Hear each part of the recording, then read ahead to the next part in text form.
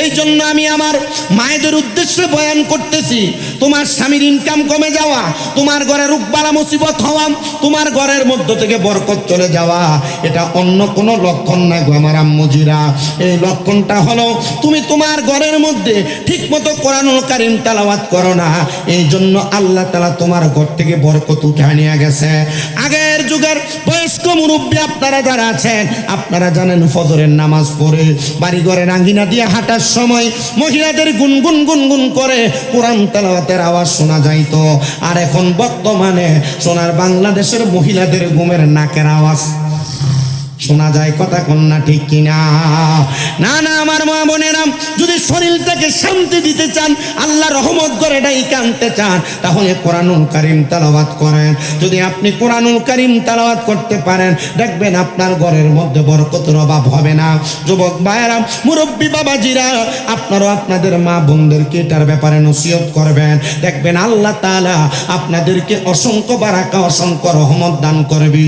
এবার আপনারা বলেন যে কোরআনুল কারীমের তেলাওয়াতের মাধ্যমে আল্লাহ তাআলার জান্নাত পর্যন্ত পাওয়া যায়, আমরা সবাই বেশি বেশি করে ওই কোরআনুল কারীমের তেলাওয়াত করার দরকার আছে না নাই? বাজানো ও আমার নসরতপুর এলাকার ভাই বাবারা, পর্দার অন্তরালের মা বোনেরা, জবানের মালিক আমার আল্লাহ। কিন্তু আমি যখন আপনাদেরকে আল্লাহ বলার জন্য বললাম, আপনারা কেউ জোরে বললেন, কেউ আস্তে বললেন, আবার কেউ কারোর মুখের দিকে তাকিয়ে রইলেন। না না না রে মুসলমান, আল্লাহর নবী রাহমাতুল লিল আলামিন নবীর কাছে আমার আল্লাহ তাআলা হাদিসে কুদসি নাযিল কইরা দেয়। আমার আল্লাহ ডাক দিয়া কয়, বান্দা ওয়াশকুর নি'মাতাল্লাহি আলাইহিম ইন কুনতুম ইয়াহু তা'বুদুন। আল্লাহ কয়, বান্দারে তোমরা আমি আল্লাহর নিয়ামতের শুকরিয়া আদায় করো, যদি তোমরা আমি আল্লাহর ইবাদত করো। হে আমার নসরতপুর এলাকার ভাই বাবারা, বন্ধুরা, পর্দার অন্তরালের মা বোনেরা, আমরা যদি প্রশ্ন করি আমরা কার ইবাদত করি, এক বাক্যে জবাব আসবে আমরা সুন্নি মুসলমান যারা দাবি করি। আমরা নামাজ পড়ি আল্লাহর জন্য, রোজা রাখি আল্লাহর জন্য, হজ যাকাত দান সদকা যত রকমের ইবাদত সব আমার আল্লাহর জন্য। কারণ আমাদেরকে ইমানের মূল নবী মুহাম্মদুর রাসূলুল্লাহ সাল্লাল্লাহু আলাইহি ওয়াসাল্লাম নবী শিখিয়ে গেছেন, ইবাদত হবে আল্লাহর, দুনিয়ার কারোর দাসত্ব হবে না।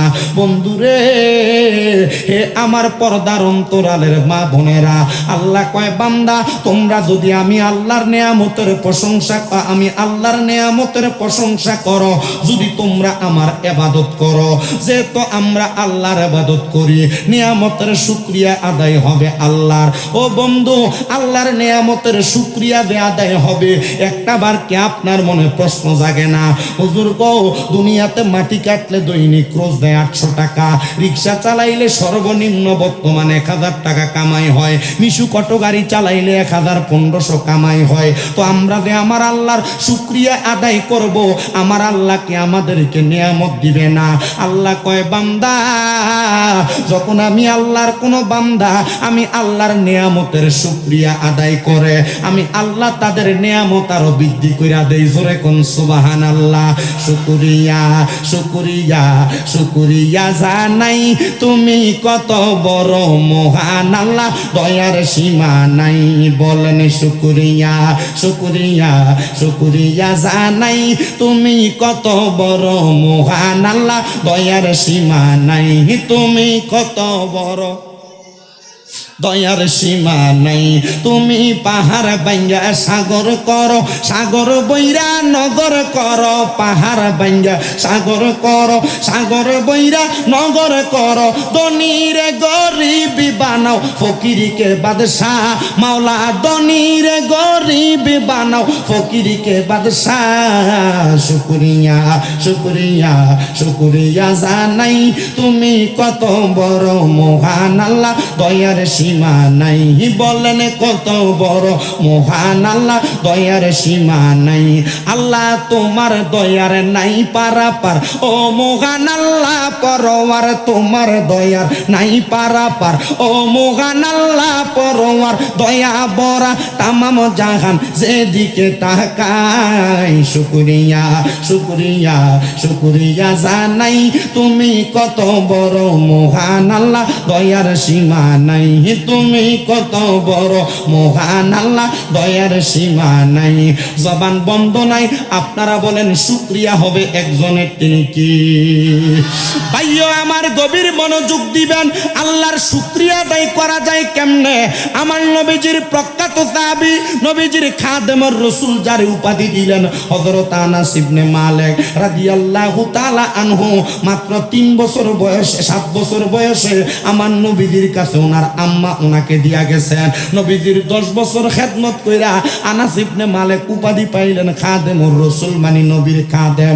উনি ডাক দিয়া কয় ইয়া রাসূলুল্লাহ নবী গো আপনি নবীর কাছে জানতে চাই আপনি নবী বলেন না আল্লাহ তাআলার শুকরিয়া আদায় করা হয় কেমনে আমার নবী কয় উম্মত ও হযরতে আনাস ইবনে মালিক এক নাম্বার আল্লাহর কোন বান্দা যখন তার জবান দ্বারা আমার আল্লাহ তাআলার গুণকীর্তন করে অথবা আল্লাহ তাআলার হামসানা খানি আদায় করে সুবহানাল্লাহ আলহামদুলিল্লাহ লা ইলাহা ইল্লাল্লাহ আল্লাহু আকবার জবান দিয়া পড়ে তখন আমার আল্লাহর শুকরিয়া আদায় হয়ে যায় আনাস ইবনে মালিক ডাক দিয়া কয় নবী গো ইয়া রাসূলুল্লাহ ইয়া হাবিবাল্লাহ নবী গো আপনার কাছে জানতে চাই আর কেমনে আল্লাহর নিয়ামতের শুকরিয়া আদায় করে আমার নবী কয় উম্মত রে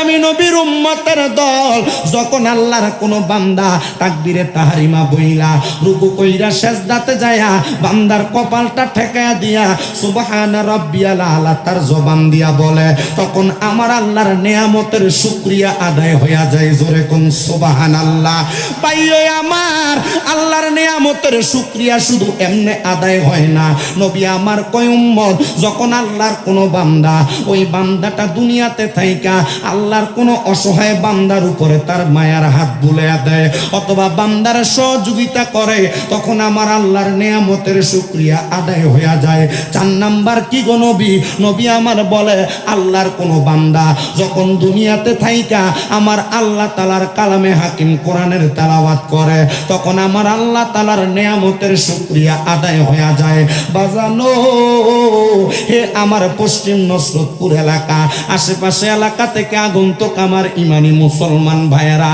যেহেতু জান্নাতের বাগানে বসে গেলেন আল্লাহর নিয়ামতের শুকরিয়া সবাই আদায় করার দরকার আছে না নাই যেহেতু আমরা আল্লাহর নিয়ামতের শুকরিয়া আদায় করার জন্য এই জান্নাতের বাগানে বসছি অনেকে আছে কোরআন তেলাওয়াত করতে পারেন অনেকে আছে কোরআন তেলাওয়াত করতে পারেন না যারা পারেন তারা আমার সাথে পড়বেন যারা পারেন না গুনগুন করবেন চোখটা বন্ধ করে শুধু শ্রবণ করবেন কারণ কোরআন তেলাওয়াত যে করায় মানে শ্রবণ করে সমানভাবে তারা সওয়াব পাওয়া যায় বলে হুজুর আমরা তো অনেকে আছি আল্লাহর কোরআন তেলাওয়াত করতে পারি না এই যে রমজান মাস চলে গেল অনেক মানুষ রমজান মাসে কোরআন খতম করেছে আমার মতো কপাল পোড়া আমার মতো হতভাগার কেউ নাই যেই ব্যক্তি একটা খতম কোরআন তেলাওয়াত করতে পারি নাই বন্ধুরে নিজে করতে পারো নাই চিন্তাগ্রস্ত হইও না হতাশাগ্রস্ত হইও না নিজের একটা সন্তানরে কোরআন তেলাওয়াতকারী বানাইও বলে হুজুর বলেন কি তিরমিজির হাদিস পড়তে দেয়া দেখলাম আমার নবী জানায়া দেয় উম্মত যদি কোনো মা বাবা তাদের সন্তানরে কোরআনুল কারীম না শিখায় তাইলে ময়দানে মাশরে ফুলসিরাতের কিনারায় প্রত্যেক আল্লাহর বান্দাকে বলা হবে কোরআন তেলাওয়াত করার জন্য বান্দা যদি কোরআন তেলাওয়াত করে ফুলসিরাত পার হয়ে যাইতে পারবে কিন্তু যদি তার জবান দিয়া কোরআন তেলাওয়াত না আসে তখন প্রশ্ন করা হবে তুমি কেন দুনিয়ার কোরআন তেলাওয়াত করতে পারো না সন্তান জবান দিয়া বলবে আমার মা বাবা আমারে সকালে মক্তবে পাঠায় নাই কিন্ডারগার্টেনের ব্যাগটা কাঁধে দিয়া সকাল 7টায় মক্তব থেকে না দিয়া কিন্ডারগার্টেনে পাঠাইছে মা বাবার সন্তান দোষারোপ করে দিব তখন বলবে এ সন্তানের মা বাপরে ডাক দিয়া আনো আপনি আমি যদি কোনো সন্তানকে কোরআন না শিখাই আপনাকে আমাকে ফুলসিরাতের পারে ডাক দিয়া নিয়ে যাওয়া হবে ফুলসিরাতের পারে নিয়ে সন্তানের বাবাকে প্রশ্ন করা হবে ও সন্তানের বাবা তুমি কেন তোমার সন্তানটারে কোরআন শিখাও নাই বাবা জবাব দিবে কর্ম করতে যায়া দুনিয়ার ব্যস্ততায় থাইকা প্রবাসে থাইকা আমি আমার সন্তানরে কোরআন শিখাইতে পারি নাই। সন্তানের বাবা, তোমার নৈতিক দায়িত্ব ছিল সন্তানের উপরে তোমার সন্তানকে কোরআন শিখাইবা। যেহেতু শিখাইতে পারো নাই, যা ফুলসেরাতের উপরে একটা সন্তানের বাবাকে লম্বা করে শোয়া দেওয়া হবে। হাতগুলা থাকবে ফুলসেরাতের এই পারে, পাগুলা থাকবে ফুলসেরাতের ওই পারে। সন্তানকে বলা হবে বাবার বুকের মধ্যে পাড়া দিয়া ফুলসেরাত পার হওয়ার জন্য। যেই সন্তান তোমার গায়ে একবার পা লাগলে 2-3 বার সালাম করে, ওই সন্তান যদি তোমার বুকের মধ্যে পাড়া দিয়া ফুলসেরাত পার হয়, তোমার কি কষ্ট লাগবে না? তোমার কি মায়া লাগবে না? বলে হুজুর হ্যাঁ মায়া লাগবে।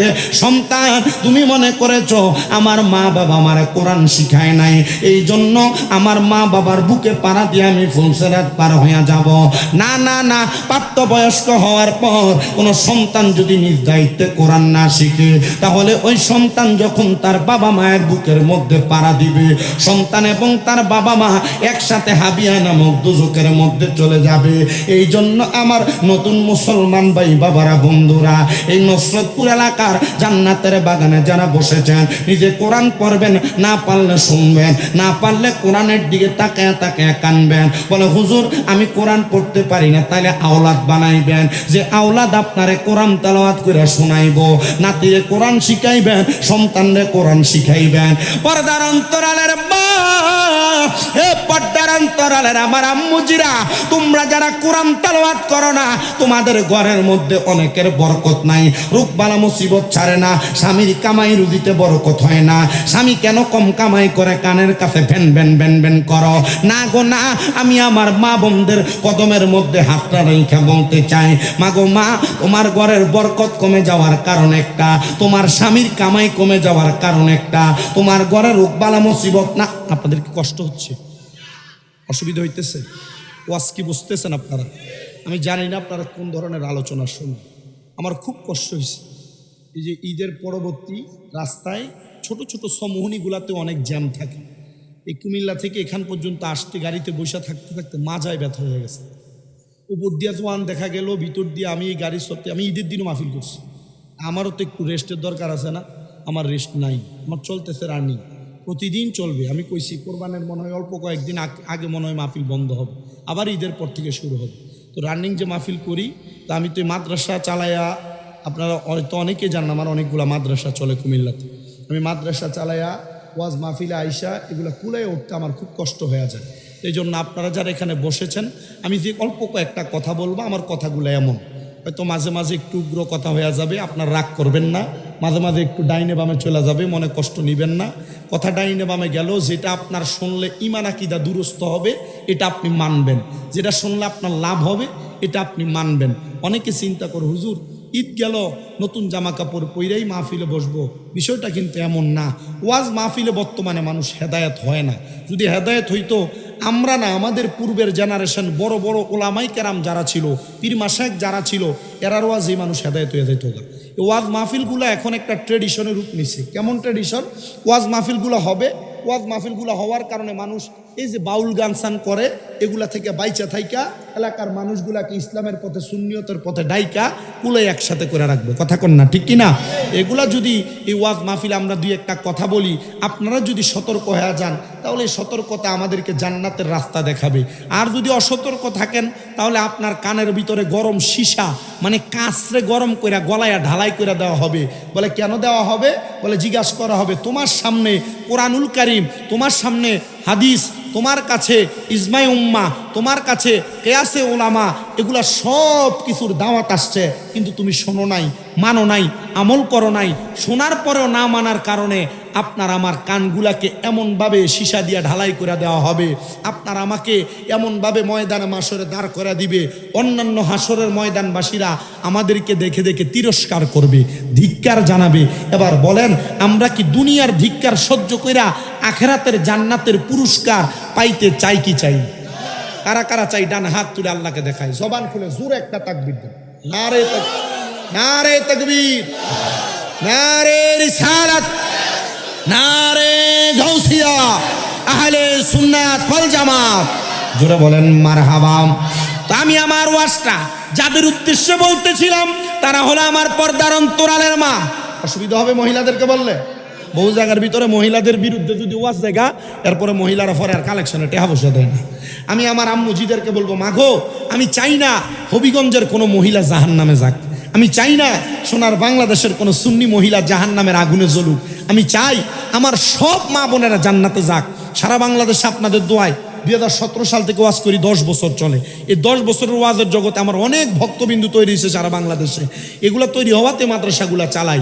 আমি আমার সব ভক্তবিন্দু পুরুষ মহিলা এদের উদ্দেশ্যে বলছি বারবার যে কি, আমি এদেরকে বলছি যে আপনারা যদি আমার ভক্ত দাবি করেন, 1 নাম্বার সব সময় ওযু অবস্থায় থাকবেন, 2 নাম্বার সব সময় 5 ওয়াক্ত নামাজের পাশাপাশি তাহাজ্জুদ পড়বেন, 3 নাম্বার কখনো হারাম খাইবেন না, মহিলা হইলে বেপরদা চলবেন না, স্বামীর আদেশ মানবেন, পুরুষ হইলে কখনো হারাম খাবেন না, নামাজের ইবাদতের পাশাপাশি বেশি করে দুরূদ শরীফ পড়বেন।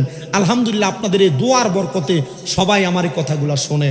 আমার যতগুলো ভক্ত আছে এদেরকে আমি এই নসিহতগুলো করি। আপনাদের তো এই অল্প কিছুদিন আগে, রমজানের আগে, আমার একটা ভক্ত টাঙ্গাইলের মির্জাপুরে বাড়ি, মোটরসাইকেল অ্যাক্সিডেন্ট কইরা অ্যাক্সিডেন্টের 21 দিন পরে মারা গেছে। আমার কাছে সব সময় বলতো, হুজুর আমি আপনার ওয়াজ এখন না আজকে 9 বছর 8 বছর শুনি, হুজুর আপনি আমার লাগে দোয়া করেন আমার মরণটা যেন কালেমা পড়তে পড়তে হয়।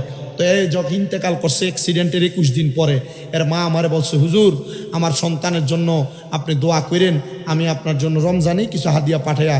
আমি কইলাম আপনার সন্তান মারা গেছে, মায়ের সন্তান মারা গেলে মার কলিজা ছিঁড়া যায়, দুঃখে চেহারার বিগড়ে যায়, পছন্দ দেখতে ভালো লাগে না, আপনি কত হাসি খুশি। ও হুজুর আমি আমার ফুত মরছে যে আমার মনে কোনো কষ্ট নাই। আমি মনে মনে চিন্তা করলাম, বেডিটা মনে হয় কালফিট টাইপের, ফুতের লেগা কোনো মায়া নাই, সন্তানের জন্য তার মনে কোনো কষ্ট নাই। বেডি কয়, আমি জিগাইলাম মা গো কেন গো মা আপনার মনে কষ্ট নাই কেন? বেডি কয়, হুজুর আমার ফুতে আপনার কাছে যখনই ফোন দিতে একটা কথা বলতো, কন্ত কি? আমি কইলাম যে তে যে আমার কাছে এই দোয়া চাইতো যে যেন কালেমা পড়তে পড়তে ইমান নিয়ে মরতে পারে। তো হুজুর আমার ফুতে আমার ডান রান উরুডার উপরে মাথাটা রাইখা যখন মারা যাইব, তখন আমার ফুতে আমার মুখের দিকে তাকিয়ে কইছে, মা গো তুমি আমার লেগে দোয়া করে, কই আমার ডাইন গালটার ভিতরে হাতরা দিছে, দিয়া পড়ছে লা ইলাহা ইল্লাল্লাহু মুহাম্মাদুর রাসূলুল্লাহ। হুজুর আমার পুতেরে দেখছি বুকটার ভিতরে হাতরা রাইখা আমার পুতে চোখ বন্ধ করছে, আমার পুতকে আর আমি দেখি নাই, আমার পুত কথা বলতে আমার পুত ইন্তেকাল করছে। আচ্ছা হুজুর আপনি আমার জবাব দেন তো, যেই পুত মার উরুর ভিতরে মাথা রাইখা কালেমা পড়তে পড়তে মারা যায়, এ ফুত কি জাহান্নামে যাইব? আমার চোখের কোঠার ভিতরে একটু পানির ফোঁটা জমা গেছে। আমি কই, বেডি তুমি খুব চালাক, একটা জান্নাতি ফোলার মা হইতে পারছো। আমি চাই ও মা তোমরা এমন একটা সন্তান পরবর্তী জেনারেশনের জন্য রাইখা যাও, যে সন্তান কোরআন পড়বে, যে সন্তান কালেমা পড়বে, জিকির আজকার করবে, আউলিয়া কেরামের গুরু কীর্তন করবে, আর তোমার মরার পরে তোমার জান্নাতের কারণ তোমার সন্তান হয়ে যাবে। আপনারা বলেন আমাদের মা বোনেরা জান্নাতি মা হোক, আমরা চাই কি চাই না? আওয়াজ আসতে দিছে বেড়াইন, মোহাম্মতে বলেন চাই কি চাই না? আমি আমার মাদেরকে বলবো, আমার আম্মু, আমার কি ওয়াজ শুরু হইছে, আমি শুধু শুকরিয়া, ওই যে একটা ছোট্ট একটা হাদিসে কুদসি বলছি, এটার ব্যাখ্যা করতেছি। এখান থেকে ওয়াজ অনেক দূর আছে, আমার ওয়াজ শুনতে একটু লেট হইব। আপনারা যদি লেট হয় শুনবেন নি বইয়া, আমার পরে আরো বক্তা আছে না, আল্লাহ আমার আপনাদেরকে সব বক্তার ওয়াজ শোনার তৌফিক দিক, আমিন কম। তবে ওই যে বাড়ি দিয়ে ঢুকলে মোটামুটি বিরিয়ানির গ্রান যেটা নাকে লাগে, এটা বোঝা যায় যে অন্য অন্য বিরিয়ানির মতন এটা একটু আনকমন গ্রান, বড় বালা। এটা বুঝেই আবার বুঝলে বাড়ি যেন যে কখন যাবেন বাড়িতে। একটু মুহাব্বতে মনোযোগ লাগান আমার বাবারা, পর্দার অন্তরালের মায়েরা। আমি চাই না তোমরা মায়েরা দুজকের আগুনে জ্বলো, আমি চাই সব মায়েরা জান্নাতের বাগানের মধ্যে থাকার জন্য, জান্নাতের বাগানে প্রবেশ করার জন্য। এই জন্য আমি আমার মায়েদের উদ্দেশ্যে বয়ান করতেছি। তোমার স্বামীর ইনকাম কমে যাওয়া, তোমার ঘরে রোগবালা মুসিবত হওয়া, তোমার ঘরের মধ্য থেকে বরকত চলে যাওয়া, এটা অন্য কোনো লক্ষণ না গো আমার আম্মুজিরা। এই লক্ষণটা হলো তুমি তোমার ঘরের মধ্যে ঠিকমতো কোরআনুল কারীম তেলাওয়াত করো না, এই জন্য আল্লাহ তাআলা তোমার ঘর থেকে বরকত উঠায় নিয়ে গেছে। আগের যুগের বয়স্ক মুরব্বী আপনারা যারা আছেন, আপনারা জানেন ফজরের নামাজ পড়ে বাড়ি ঘরের আঙ্গিনা দিয়ে হাঁটার সময় মহিলাদের গুনগুন গুনগুন করে কোরআন তেলাওয়াতের আওয়াজ শোনা যাইতো। আর এখন বর্তমানে সোনার বাংলাদেশের মহিলাদের ঘুমের নাকের আওয়াজ শোনা যায় কথা কন্যা ঠিক কিনা? না না আমার মা বোনেরা, যদি শরীরটাকে শান্তি দিতে চান, আল্লাহ রহমত করে ডাইকা আনতে চান, তাহলে কোরআনুল কারীম তেলাওয়াত করেন। যদি আপনি কোরআনুল কারীম তেলাওয়াত করতে পারেন, দেখবেন আপনার ঘরের মধ্যে বরকতের অভাব হবে না। যুবক ভাইয়েরা, মুরব্বী বাবাজিরা, আপনারাও আপনাদের মা বোনদেরকে এটার ব্যাপারে নসিহত করবেন। দেখবেন আল্লাহ তাআলা আপনাদেরকে অসংখ্য বারাকা, অসংখ্য রহমত দান করবে। এবার আপনারা বলেন যে কোরআনুল কারীমের তেলাওয়াতের মাধ্যমে আল্লাহ তাআলার জান্নাত পর্যন্ত পাওয়া যায়। আমরা সবাই বেশি বেশি করে ওই কোরআনুল কারীমের তেলাওয়াত করার দরকার আছে না নাই? তো যাদের জবান আছে, মুহাব্বতের আওয়াজে কোরআনুল কারীমের তেলাওয়াত করেন আর পড়েন আউযু বিল্লাহি মিনাশ শাইতানির রাজীম বিসমিল্লাহির রাহমানির রাহিম ওয়ালা তাকুনু কাল্লাযীনা নাসুল্লাহা ফাআনসাহুম আনফুসাহুম উলাইকা হুমুল ফাসিকুন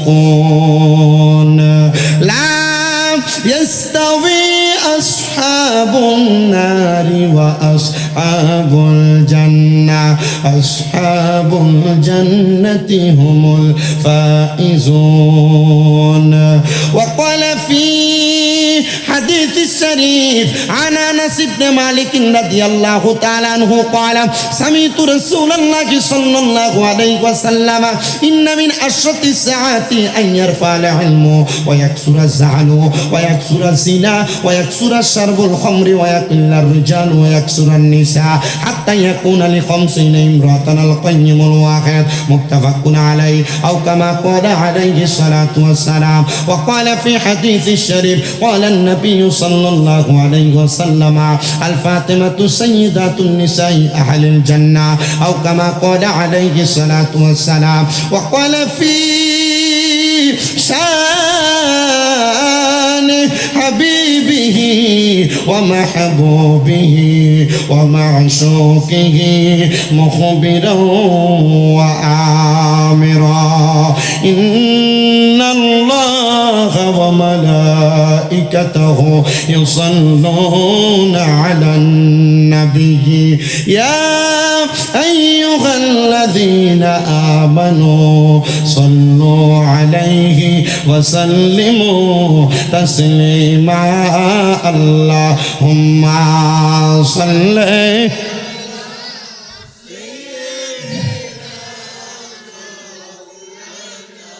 محمد وعلى آل سيدنا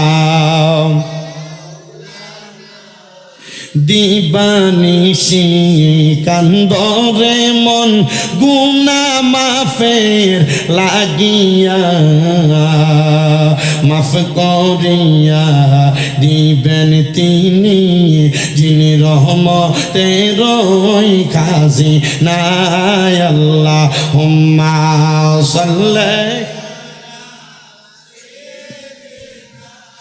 মাওলানা মুহাম্মদ ওয়ালা আলি সাইয়্যিদিনা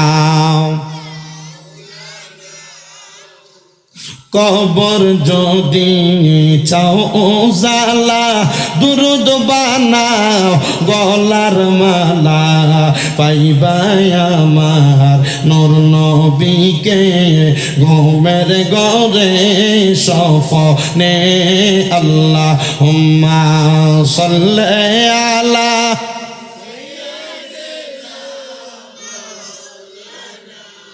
মুহাম্মদ ওয়ালা আলি সাইয়্যিদিনা মাওলানা মাদ লা ইলাহা লা যিকর লা ইলাহা লা ইলাহা ইল্লাল্লাহ লা ইলাহা লা ইলাহা ইল্লাল্লাহ লা ইলাহা লা আল্লাহ কাউরে বানাইলা খলিলুল্লাহ, তুমি কাউরে বানাইলা রুহুল্লাহ। মোর নবীকে দয়া করে, মোর নবীকে রে বানাইলা হাবিবুল্লাহ। লা ইলাহা লা ইলাহা আইরে অনেক দূরে বুঝিনা, আমরা কেমনে যাব জানি না। দয়াল আল্লাহ দয়া করেন, দয়াল আল্লাহ রান পুরান মনের বাসনা। লা ইলাহা লা ইলাহা বন্ধু নামাজ রোজা চাই না, কেহ মা বাবার খেদমত চাই না। আমার নবীর দুরূদ বইল না, আমার নবীর দুরূদ বইল না, আমার নবীজি তোমায় ভুলবে না। লা ইলাহা লা যিকর লা ইলাহা লা ইলাহা ইল্লাল্লাহু মুহাম্মাদুর রাসূলুল্লাহ সাল্লাল্লাহু আলাইহি ওয়াসাল্লাম। বলেন বাবারা, আমাদের প্রত্যেকের জীবনে কম বেশ গুনাহ আছে না নাই? আর সবার কথা বাদ দিলাম, আমি শামীম রাজার গুনাহ যদি আপনারা দেখতেন, আমার এলাকার মধ্যে দাওয়াত দিয়েই না বসাইতেন না। আল্লাহর দরবারে লাখ লাখ শুকরিয়া, আমার আল্লাহ তাআলা আমার গুনাহ গোপন করে রাখছে। এ দাড়ি পাকা মুরব্বী বাবারা, একটাবার চিন্তা করে দেখেন, আপনার গুনাহ যদি আপনার সন্তান দেখতো, আপনার বাবা বলে পরিচয় দিত না।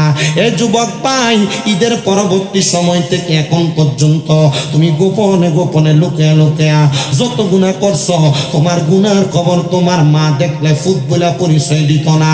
হে আমার পর্দার অন্তরালের মা, একটাবার চিন্তা করে দেখো গো, তোমার গুনাহ যদি তোমার স্বামী সন্তান দেখতো, স্ত্রী বলে পরিচয় দিত না, সন্তান মা বলে পরিচয় দিত না।